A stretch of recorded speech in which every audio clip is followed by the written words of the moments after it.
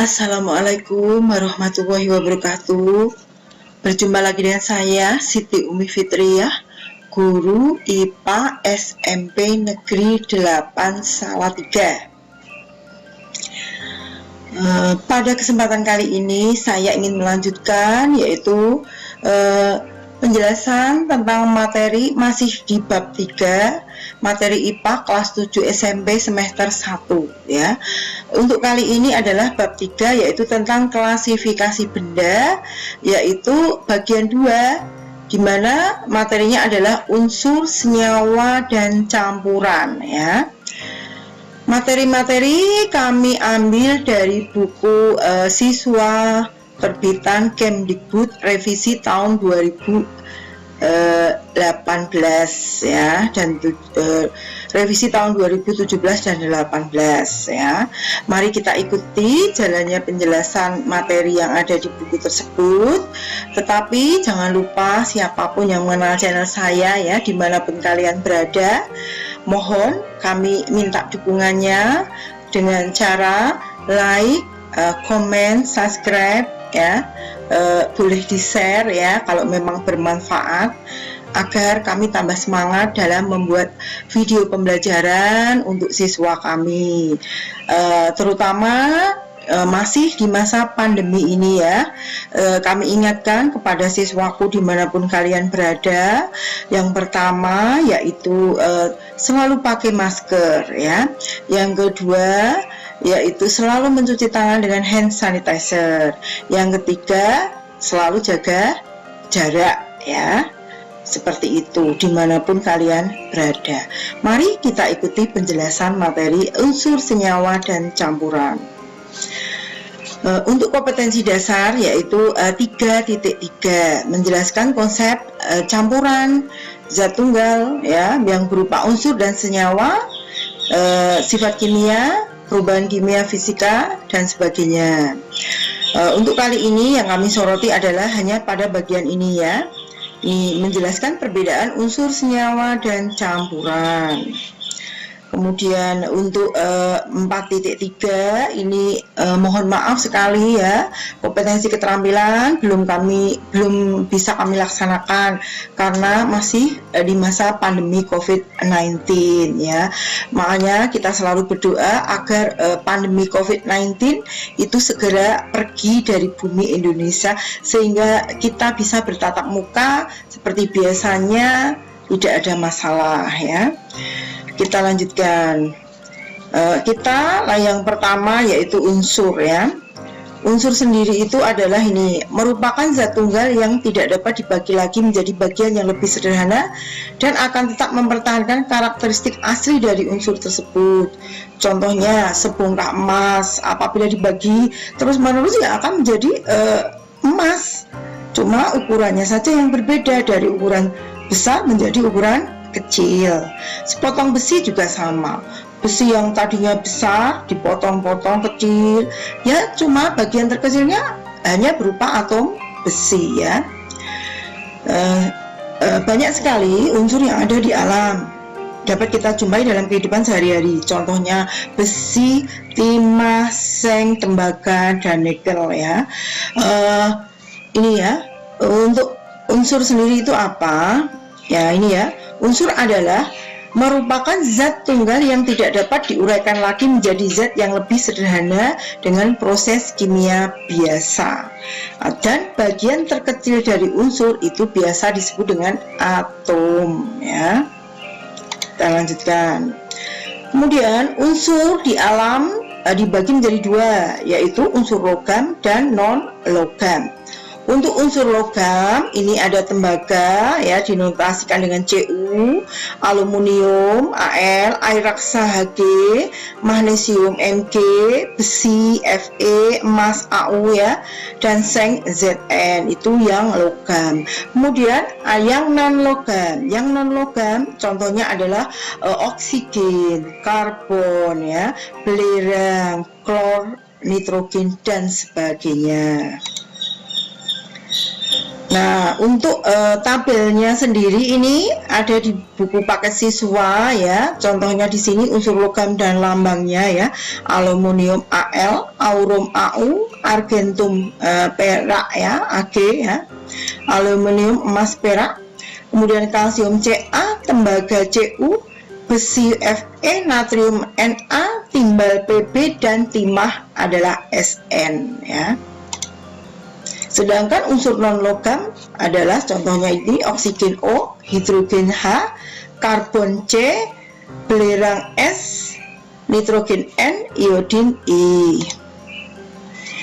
Simbol unsur dibuat untuk memudahkan dalam penulisan unsur, yaitu dengan cara menyingkatnya. Tadi seperti contoh di depan ya. Simbol unsur yang saat ini digunakan secara internasional adalah simbol unsur yang diusulkan oleh John Jacob Berzelius ya. Kemudian cara pemberian lambang unsur menurut Berzelius yaitu setiap unsur dilambangkan dengan satu huruf, yaitu huruf awal dari nama latinnya. Huruf awal ditulis dengan huruf kapital atau huruf besar.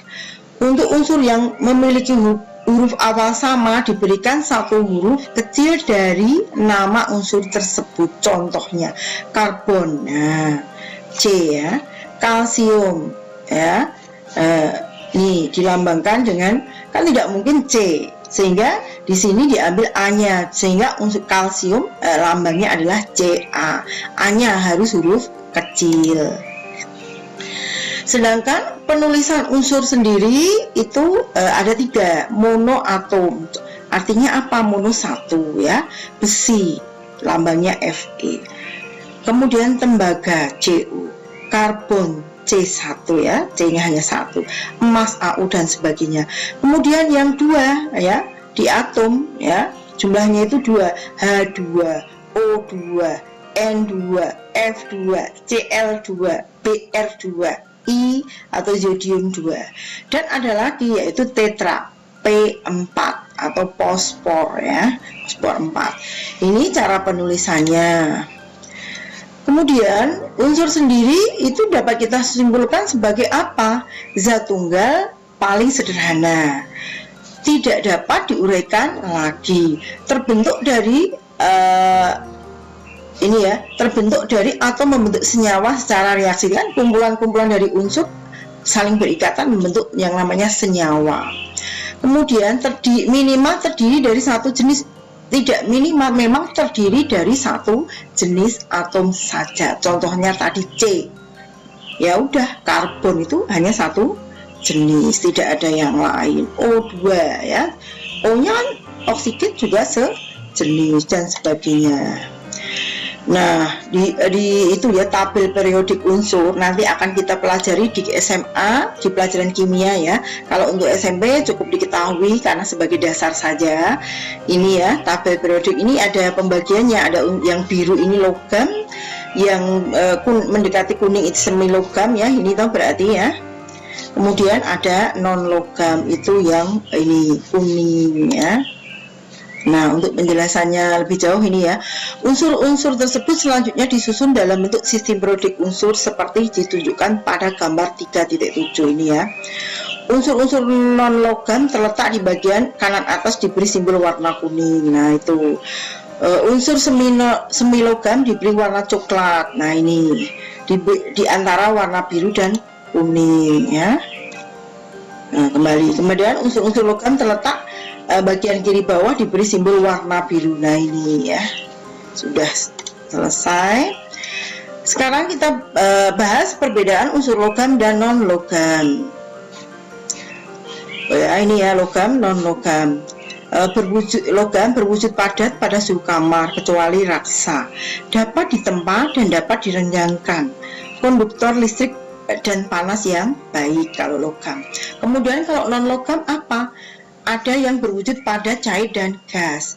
Kemudian bersifat rapuh dan tidak dapat ditempa ya. Air masa bisa ditempa ya. Kemudian non konduktor kecuali grafit ya, tidak bisa menghantarkan listrik yang baik kecuali grafit. Nah ini unsur logam maupun non logam memiliki banyak kegunaan dalam kehidupan sehari-hari. Contohnya besi dan tembaga banyak digunakan untuk alat-alat perkakas, alat-alat rumah tangga, dan bahan untuk rangka kendaraan. Unsur yodium banyak digunakan sebagai antiseptik. Nah, kegunaan dari beberapa unsur sebagai berikut. Natrium ya. Natrium digunakan bahan untuk membuat lampu natrium dan senyawanya digunakan untuk membuat garam dapur. Garam dapur NaCl ya. Kemudian strontium. Senyawanya digunakan untuk membuat warna merah kembang api dan bahan untuk pembuatan cat kering. Magnesium, paduannya digunakan untuk bahan pesawat. Dan yodium, bahan untuk antiseptik dan senyawanya digunakan untuk garam beryodium dan fotografi ya. Itu tadi kegunaannya. Nah, unsur saya anggap sudah selesai. Sekarang kita lanjutkan ke senyawa. Senyawa itu apa ya? Nah, kita bahas dulu. Dalam kehidupan sehari-hari, senyawa itu bisa kita jumpai antara lain air, gula, garam, asam, cuka, dan sebagainya ya. Bagian terkecil dari sebuah unsur kan atom. Dua atau lebih dari atom yang saling bergabung melalui reaksi kimia itu membentuk yang namanya molekul. Nah, molekul merupakan bagian terkecil dari senyawa. Bagian kecil dari unsur kan atom. Kalau bagian terkecil dari molekul itu senyawa. Dengan demikian dapat menjelaskan bahwa senyawa terdiri dari dua buah unsur atau lebih. Suatu senyawa masih dapat diuraikan menjadi unsur-unsurnya. Dan pengertiannya adalah ini. Senyawa dapat diuraikan menjadi dua unsur atau lebih dengan proses kimia biasa. Nah, kita simpulkan. Senyawa itu merupakan zat tunggal ya. Gabungan dari beberapa unsur. Kemudian masih dapat diuraikan lagi karena tadi kumpulan dari unsur tadi ya, terdiri dari beberapa unsur. Kemudian perbandingan unsurnya adalah tertentu, H2O air. Perbandingannya tertentu kan, hanya 2, O-nya 1 ya. Contoh senyawa. Air hidrogen plus oksigen H2O, gula hidrogen plus oksigen plus karbon dioksida C12H22O11, natrium garam dapur ya plus klor ya. Nih NaCl atau garam dapur. Nah, senyawa sederhana dan penyusunnya air tadi hidrogen dan oksigen, garam dapur natrium dan klorin atau klorida, gula tebu karbon hidrogen dan oksigen. Nah, itu tadi tentang senyawa. Langsung kita masuk ke bagian yang ketiga, yaitu campuran ya. Campuran yang kita jumpai dalam kehidupan sehari-hari itu contohnya ini ya, susu, coklat ya. Kita membuat air minuman yang dari sirup, air sungai, udara, batuan, garam beryodium, dan paduan logam itu semua termasuk campuran ya. Kegiatan menggunakan berbagai jenis campuran, misalnya ketika kita memasak ya, bumbu-bumbu kita masukkan dan kita campurkan, namanya campuran ya. Membuat teh manis atau kopi, pasti kan ada kopinya, ada gulanya, ada tehnya, ada gulanya. Nah, seperti itu. Campuran sendiri dibagi dua, yang homogen dan ada yang heterogen ya. Pengertiannya sendiri, campuran adalah suatu materi terdiri atas dua zat atau lebih yang masih mempunyai sifat zat asalnya. Kita bahas selanjutnya. Nah, ini campuran terdiri dari beberapa senyawa. Jadi tadi urutannya unsur menyusun senyawa, senyawa menyusun campuran ya. Tercampur tanpa reaksi kimia, perbandingan senyawa bebas. Tadi kalau perbandingan penyusun senyawa kan dengan tertentu, tapi kalau ini campuran itu perbandingan terbentuknya dari senyawa itu bebas. Jenis-jenis campuran yang homogen, homo artinya sama ya, bisa terlarut secara sempurna. Contohnya larutan gula, udara, logam paduan ya atau alloy. Kemudian campuran yang heterogen yang tidak bisa menyatu dengan sempurna, campuran air dengan minyak, campuran garam dengan pasir, campuran serbuk besi dengan belerang ya. Untuk campuran yang pertama yaitu campuran homogen ya. Contohnya yaitu larutan gula, larutan garam, sirup. Contoh campuran homogen itu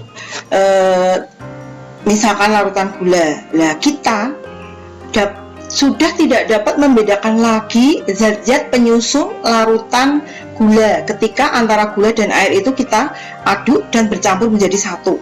Kita tidak bisa lagi membedakan mana yang gula, mana yang air. Nah, campuran yang seperti itu namanya campuran homogen, satu ya. Sehingga apa? Pengertian campuran homogen adalah campuran yang tidak dapat dibedakan zat-zat yang tercampur di dalamnya ya. Sedangkan ini ya, campuran homogen itu biasa disebut dengan larutan. Larutan tersusun atas pelarut atau solvent ya, dan zat terlarut atau solut. Pelarut biasanya air, sedangkan solut biasanya zat-zat tertentu, bisa gula, bisa kopi, bisa teh dan sebagainya ya. Ada beberapa senyawa lain yang dapat digunakan sebagai pelarut, adalah senyawa organik yang dikenal sebagai pelarut, yaitu bisa kloroform, bisa alkohol ya, selain air ya. Nah, ini ya kami contohkan di sini ada pelarut berupa air, zat terlarut, contohnya misalkan ini gula gitu ya. Nah, ketika dicampur itu namanya sudah menjadi larutan ya. Sehingga larutan itu terdiri dari apa? Ada pelarut, ada zat terlarut. Dan setelah menjadi larutan ini, kita tidak bisa lagi membedakan mana yang tadi zat terlarutnya gula atau pelarutnya air ya. Karena apa? Sudah bercampur menjadi satu. Nah, contoh dari campuran homogen adalah asam basa dan garam. Mohon maaf, untuk materi asam basa dan garam akan saya jelaskan setelah materi unsur senyawa dan campuran, karena materinya juga terlalu banyak. Jadi untuk sementara saya akan yang dijelaskan dalam bab ini, dalam bagian ini adalah unsur senyawa dan campuran dulu. Sedangkan asam basa dan garam bagian setelah ini ya. Kita lanjutkan. Kemudian yang kedua adalah campuran heterogen, berbeda ya. Berbeda dengan larutan gula. Kalau kita mencampurkan antara pasir dengan air atau minyak goreng dengan air, biarpun kita aduk lama, apakah bisa menyatu, bisa bercampur? Nah, tidak akan bisa menyatu, tidak akan bisa bercampur. Karena apa? Terdiri dari molekul yang berbeda. Nah, setelah kita aduk, kita masih bisa melihat zat penyusunnya. Pasirnya masih bisa kita lihat, airnya masih bisa kita lihat, minyaknya masih bisa kita lihat, airnya juga masih bisa kita lihat. Contohnya ini ya. Nah, nih campuran heterogen terjadi karena zat yang tidak dapat bercampur satu dengan yang lain secara sempurna sehingga dapat dikenali zat penyusunnya. Dengan demikian, campuran heterogen itu seluruh bagiannya tidak memiliki komposisi yang sama atau tidak serba sama. Nah, sekarang kita ya, ini merupakan rangkumannya. Kita membedakan unsur senyawa dan campuran ya, kita bahas. Unsur itu tadi di depan sudah kita jelaskan. Zat tunggal ya, karena satu ya, tidak dapat diuraikan. Karbon tidak bisa dipecah, paling menjadi karbon yang ukurannya kecil, tapi tidak bisa menjadi yang lain. Kemudian terdiri dari satu jenis atom, C saja ya. Kemudian senyawa zat tunggal sama, tetapi masih bisa diuraikan. H2O ya, dia senyawa, tapi kita bisa menguraikan H, kemudian juga O, oksigen ya. Tersusun atas dua jenis atom atau lebih, minimal dua jenis unsur atau atom. Kemudian perbandingan massa zat penyusunnya tetap ya, H2O hanya 2, O-nya 1 ya. CO2, C-nya 2, C-nya 1, O-nya 2, karbon dioksida. Dan perbandingannya itu sudah tetap ya. Kemudian campuran. Nah, campuran ini adalah namanya juga campuran, berarti campuran dari beberapa senyawa atau molekul. Dapat diuraikan jelas, tersusun atas dua jenis atom atau molekul atau lebih. Kemudian perbandingan massa zat penyusunnya tidak tetap, tergantung kita yang membuat larutan campuran larutan itu teh manis. Kita mau menambahkan gulanya banyak sedikit kan terserah kita ya, dan sebagainya. Ya, kita lanjutkan. Dan ini juga kesimpulan ya, bab materi itu ada zat tunggal, materi yang memiliki komposisi tetap, contohnya air, gula, garam, arang, oksigen, besi dan sebagainya. Yang disebut dengan campuran itu ini contohnya tanah, air, sungai, udara dan sebagainya. Kemudian zat tunggal sendiri terdiri dari dua, yaitu unsur dan senyawa. Unsur yang paling mendasar sebagai penyusun segala macam senyawa. Contoh besi, emas, aluminium, perak, oksigen, hidrogen dan sebagainya. Senyawa adalah perpaduan dua unsur atau lebih dengan komposisi tertentu. Contohnya air, garam, glukosa, alkohol, gula dan sebagainya. Demikian penjelasan yang dapat kami sampaikan dalam materi bab ini. Mohon maaf jika ada salah-salah kata. Saya akhiri. Assalamualaikum warahmatullahi wabarakatuh.